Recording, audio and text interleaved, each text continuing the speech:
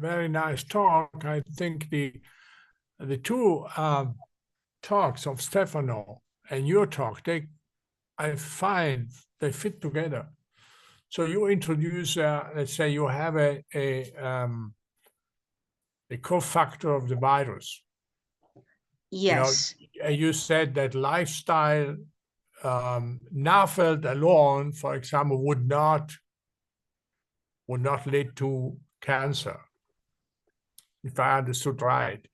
In your cooperation work, you said that NAFLD, non-alcoholic fatty liver disease alone, would not lead to cancer. This is the question of this meeting. How do we get cancer with the Western lifestyle, for example? What Stefano said, and I think it was a very interesting approach, to send the patient to the psychologist first. And then my question would be, does reduction of weight alone, Stefano, would prevent cancer development? If you succeed in reducing the weight of a patient of 5% or 10%, would you prevent cancer development if you don't tell to the patient, don't smoke anymore, stop drinking alcohol? Would you really prevent cancer, Stefano? Then I come to you, and then I come to. Well, I don't know. I don't know.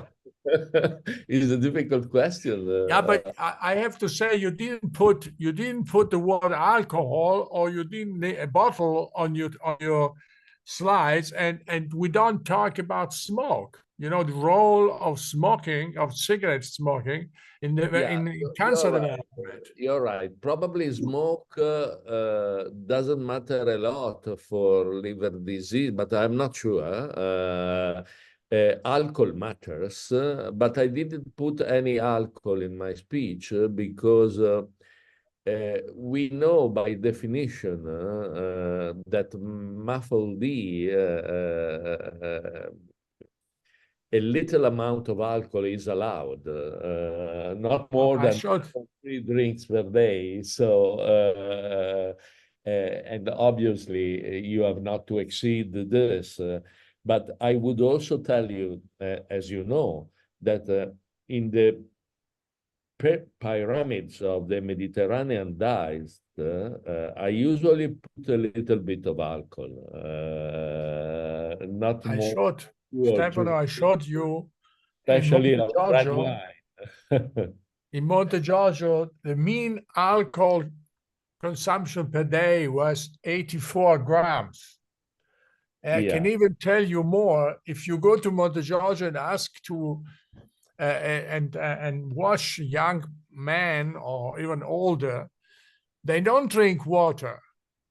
The fluid part of diet is wine. You're right. Yeah. Okay, they don't use water. So I don't know how it is in China. I don't know how it is in China, whether the virus, the pre-S mutant alone with a high fat would be able to induce cancer. I was a little bit surprised that I mean, I remember the idea that integrated viral genome causes cancer development per se. But okay, so the work did not see that. So okay, MAFL did not develop into SCC. I mean that so if the high-fat diet together with the SBV infection increase the risk of the SCC. Okay, right now we don't know. So whether the the 13,000 the factory employee did not follow enough time, so they did not they have not enough time to develop SCC. Maybe after 20 years or maybe 30 years later, so the HCC can develop.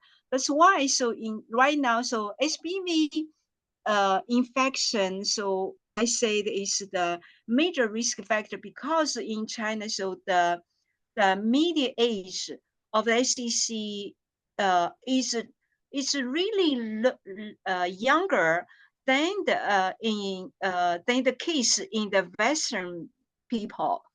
Okay, maybe around so maybe 10 years younger than the cases occurred in the Western or American, okay, the resident. So that's why, so why the 13,000 employee, their results have not see the HCC outcome of the follow-up for 11 years, maybe for 20 or 30 years, they can see the HCC. Okay. Thank you. Thank you. Further questions?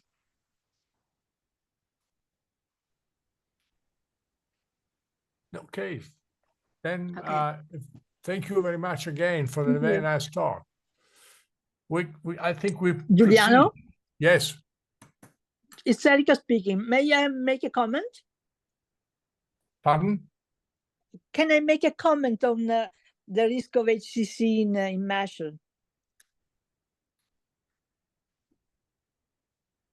Yes. Can you hear me? Go ahead, Erika. Hi, ciao Stefano. Hi, we are just finished a very long prospective study of HCC development lasting more than 12 years. And indeed, the risk in metabolic conditions could seem lower than in viral, because they get a significant condition later at older age. But when you correct for age and for age of disease, the risk is quite high also in metabolically condition. So what it was said before, that probably it's a matter of continuing enough the observation is the trick of understanding whether also the metabolic condition are great risk for HCC. Thank you.